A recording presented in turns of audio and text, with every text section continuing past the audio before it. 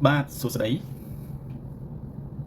ីបាទសួស្តីមានអ្វីឲ្យខ្ញុំជួយដែរឬទេថ្ងៃនេះបាទថ្ងៃនេះគឺខ្ញុំលើកប្រធានបទពាក់ព័ន្ធទៅនឹងចំណេះដឹងសំខាន់ដើម្បីទ្រទ្រង់ដំណើរជីវិតរបស់មនុស្សជាតិយើងបាទសម្រាប់យុវជនបាទ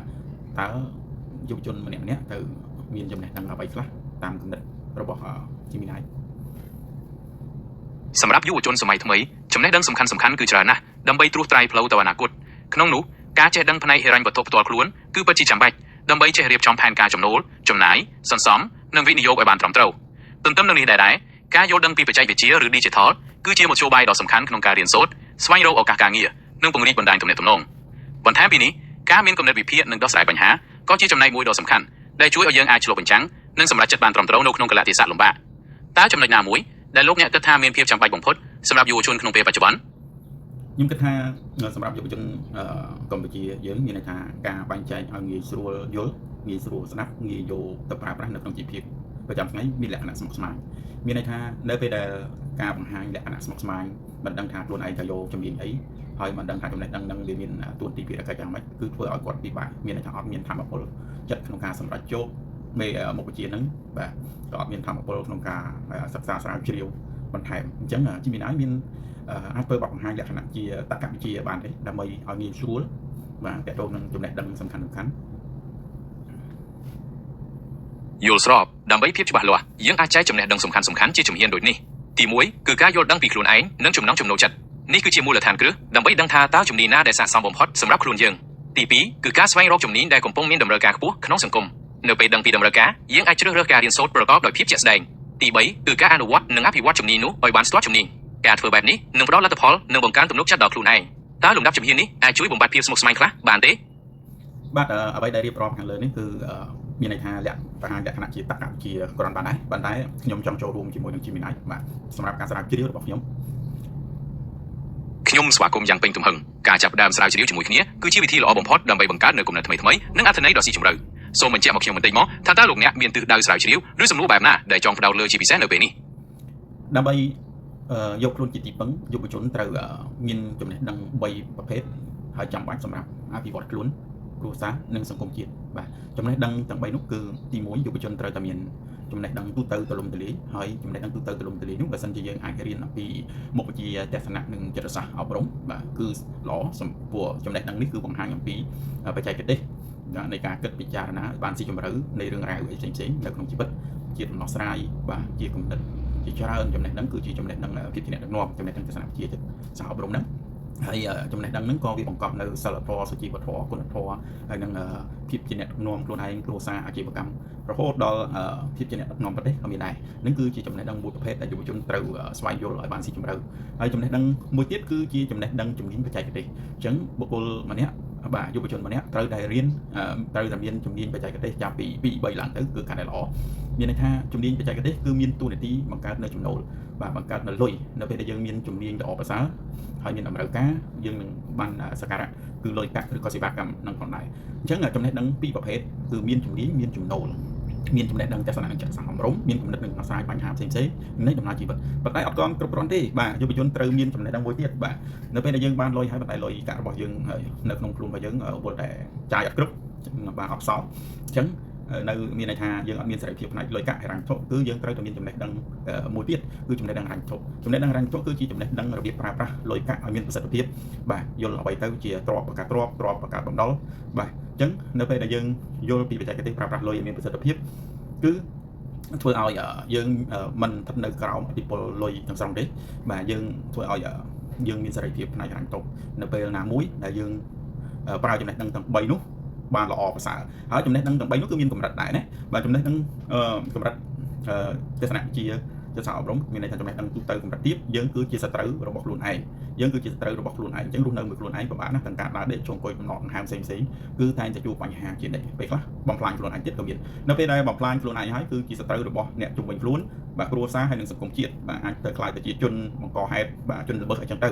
បាទនៅពេលដែលចំណេះដឹងទូទៅកម្រិតទី2បាទមធ្យមយើងជាសត្រូវខ្លួនឯងផងយើងជាកល្យានមិត្តរបស់ខ្លួនឯងផងមានន័យថាយើងអាចជាបាទអ្នកផងចូលចិត្តអ្នកផ្សេងទៀតបាទ មិនចូលចិត្តមានន័យថាអត់ចូលចិត្តគ្រប់កន្លែងទេបាទនៅពេលចំណេះដឹងទូទៅយើងកម្រិតទី2បាទនៅពេលដែលចំណេះដឹងទូទៅយើងកម្រិតខ្ពស់បាទសំដៅលើចំណេះដឹងទស្សនៈជាសអប់រំនឹងកម្រិតខ្ពស់យើងគឺជាមិត្តខ្លួនបាទយើងគឺមនុស្សទូទៅជុំវិញខ្លួនគឺចូលចិត្តពេញចិត្តយើងណាបាទហ្នឹងគឺជាចំណេះដឹងទូទៅកម្រិតខ្ពស់ឥឡូវខ្ញុំនឹងបង្ហាញពីចំណេះដឹងមួយទៀតគឺពាក់ព័ន្ធនឹងចំណេះដឹងជំនាញបាទនៅពេលដែលយើងមានជំនាញកម្រិតទាបយើងពិបាករកលុយបាទនៅពេលដែលយើងមានជំនាញកម្រិតខ្ពស់យើងរកលុយបានផងបាទមិនបានផងបាទបានដោយលំបាកនៅពេលចំណេះដឹងជំនាញយើងកម្រិតខ្ពស់បាទយើងមានចំណូលច្រើនចំណេះដឹងរ៉ាញ់ចុះផងដែរបាទនៅពេលដែលយើងមានចំណេះដឹងរ៉ាញ់ចុះកម្រិតទាបយើងបាទយើងជាទីស្គាល់នៃបំណុលមានន័យថាតើណាឃើញជាប់បំណុលដែរនៅពេលដែលចំណេះដឹងកម្រិតមធ្យមបាទយើងមានបំណុលផងអត់បំណុលផងនៅពេលដែលចំណេះដឹងយើងជំនាញរ៉ាញ់ចុះយើងកម្រិតខ្ពស់បាទអញ្ចឹងយើងមានន័យថាមានសេរីភាពផ្នែករ៉ាញ់ចុះបាទអញ្ចឹងយុវជនត្រូវមានចំណេះដឹងទាំង3ហ្នឹងដាក់ខ្លួនវិធីសាស្ត្រដើម្បីទទួលបានចំណេះដឹងគឺមាននៅក្នុងធីមយើងខ្ញុំបាទមាន study club បាទអរគុណច្រើនបាទនេះគឺជាការចែករំលែកបាទអញ្ចឹងខ្ញុំសន្ទនាជាមួយនឹង AI ហើយនឹងមេរៀនទស្សនៈជាសោបរំដែលខ្ញុំបានសិក្សាស្រាវជ្រាវរយៈពេល10ឆ្នាំជាងនេះបាទគឺងាយយល់ទេបាទខ្លីនៃខ្លឹមបាទអរគុណច្រើនបាទអញ្ចឹងមុនហ្នឹងគឺខ្ញុំបានរៀបរាប់ជាច្រើនតកតងនឹងអ្វីដែលខ្ញុំស្រាវជ្រាវតែលោកតកតងទៅនឹងចំណេះដឹងទាំង3ប្រភេទណាបាទខ្ញុំបានចងចាំនៅអ្វីដែលលោកអ្នកបានរៀបរាប់ខាងលើថាតើលោកអ្នកចង់បញ្ជាក់នៅអ្វីផ្សេងៗថែមទៀតដើម្បីធ្វើបទបង្ហាញឬសំណួរបែបណាដែលទៀតដើម្បីងាយស្រួលក្នុងការស្រាវជ្រាវខ្ញុំ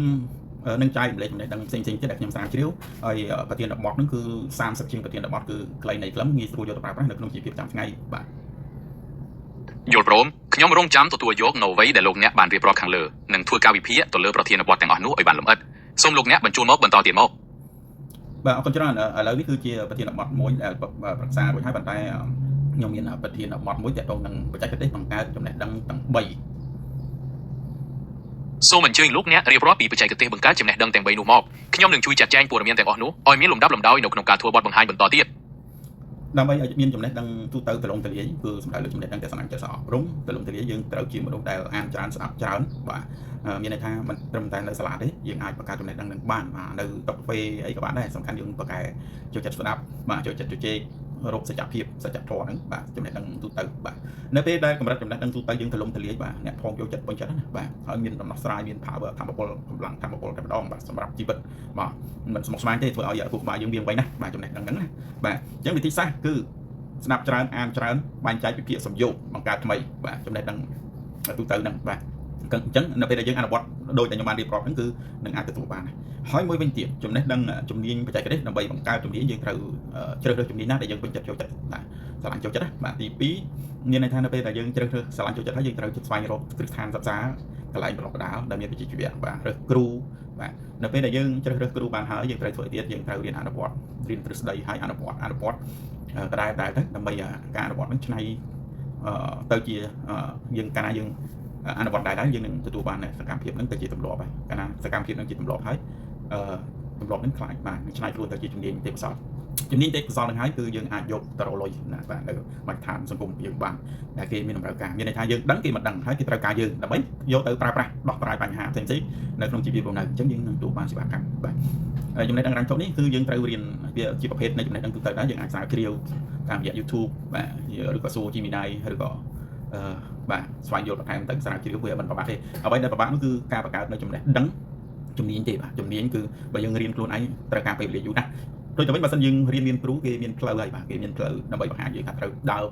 ចំណុចទី1ទី2ទី3អញ្ចឹងណាបាទអញ្ចឹងជំនាញបច្ចេកទេសនេះគឺយើងត្រូវតែរើសគ្រូឲ្យពិតប្រាកដបាទបើអញ្ចឹងបើសិនយើងរើសគ្រូមិនពិតប្រាកដធ្វើឲ្យយើងខាតពេលវេលាខាតលុយណាបាទអរគុណច្រើនមានតែប៉ុណ្្នឹងទេ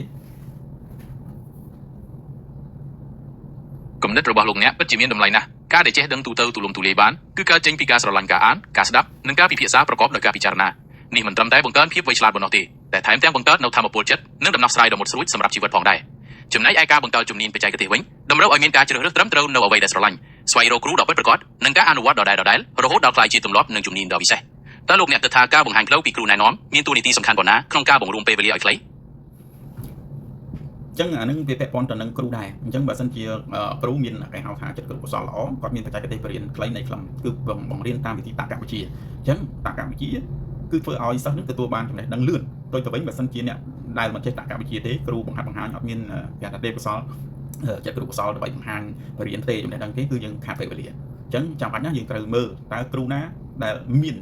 ទេពកោសល្យក្នុងការផ្ទេរចំណេះដឹងដើម្បីឲ្យអ្នកសិក្សាចំណេញពេលវេលា ត្រូវហើយគ្រូដែលមានទេពកោសល្យក្នុងការផ្ទេរចំណេះដឹងពិតជាមានតួនាទីយ៉ាងសំខាន់ក្នុងការកំណត់ជោគជ័យរបស់អ្នកសិក្សាតាមរយៈវិធីសាស្ត្រតក្កវិទ្យាគាត់អាចបង្រៀនខ្លឹមសារដែលស្មុគស្មាញឲ្យคล้ายជាជំហានងាយៗធ្វើឲ្យអ្នកសិក្សាអាចឆាប់យល់និងយកទៅអនុវត្តបានភ្លាមដោយចំណេញពេលវេលាយ៉ាងច្រើន អរគុណច្រើនបាទអញ្ចឹងថ្ងៃនេះគឺខ្ញុំបានលើកប្រធានបទទាក់ទងនឹងចំណេះដឹងសំខាន់ចំនួន3ប្រភេទសម្រាប់ជីវិតហើយនឹងវិធីសាស្ត្របង្កើតជំនាញទេពកោសល្យរួចហើយអញ្ចឹងខ្ញុំនឹងមានប្រធានបទល្អៗផ្សេងទៀតដើម្បីចែកម្លែកហើយនឹងពិភាក្សាជាមួយនឹងជីមីណៃបន្ថែម ខ្ញុំពិតជារីករាយដែលបានពិភាក្សាជាមួយលោកអ្នកกี่ยวអំពីចំណេះដឹងសំខាន់ៗនិងវិធីសាស្ត្របង្កើតជំនាញទេពកោសល្យនេះខ្ញុំរងចាំទទួលយកប្រធានបទល្អៗបន្តពីលោកអ្នកដើម្បីបន្តការផ្លាស់ប្ដូរគំនិតនិងរៀនសូត្រជាមួយគ្នាទៀត អរគុណច្រើនសុខសប្បាយទាំងអស់គ្នាហើយនឹងអរគុណច្រើនបាទសម្រាប់អ្នកដែលបានចូលទស្សនាវីដេអូរបស់ខ្ញុំ សូមអរគុណច្រើនផងដែរចំពោះការចែករំលែកនិងជូនពរឲ្យលោកអ្នកនិងអ្នកទស្សនាទាំងអស់មានសុខភាពល្អនិងទទួលបានជោគជ័យនៅក្នុងការងារផ្សេងៗខ្ញុំរងចាំជួបលោកអ្នកម្ដងទៀតនាពេលក្រោយ